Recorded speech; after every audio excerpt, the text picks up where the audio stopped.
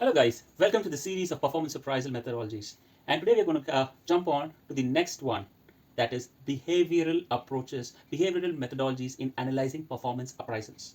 All right, so what is behavioral methodologies or approaches? Here we seek out certain behavioral aspects that we look into a candidate or an employee, if he's exhibiting or not, on what scale he's exhibiting. All these are analyzed in this particular piece. The types are competency based methods, 2. Critical incident methods. 3. Behavioral checklist or weighted checklist method. 4. Behavioral anchored rating scales or bars, as it is most famously known as. And last, behavioral observation rating scales. Now let's get into the details of all of these. First one, the competency based evaluation methods. Here the competency that is required for that particular role is analyzed whether the candidate is having that behavioral skill set in terms of competency, like the level of communication that is needed and the level of decision making, problem solving skills. All that is analyzed in the competency model. And 2, critical incident model. In this model, the raters or the appraisers keep a list of the incidents that have happened, both positive and negatives. These are analyzed and are used mainly during the appraisal process in the positive way and the negative way, balancing it out, analyzing who is the best fit to go ahead or to get a raise and all that aspect of it.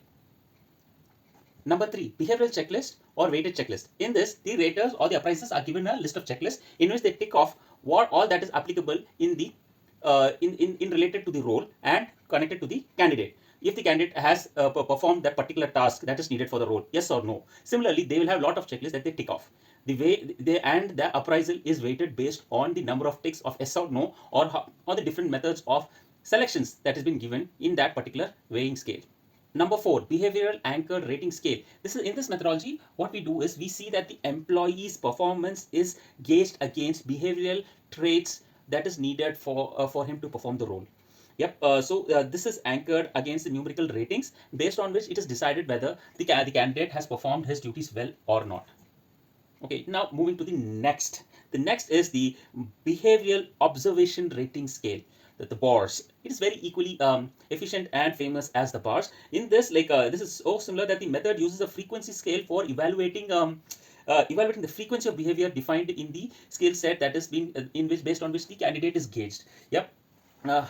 So like sometimes it says like he has rarely displayed this attribute, or he is regularly displayed this attribute. That kind of way the rating scales are given, and at the end of which is submitted to the management and the call is taken about the appraisal process. Okay, so now you know the behavioral appraisal processes. This is how they are gauged. Tomorrow we'll look into the next type of the performance appraisal process.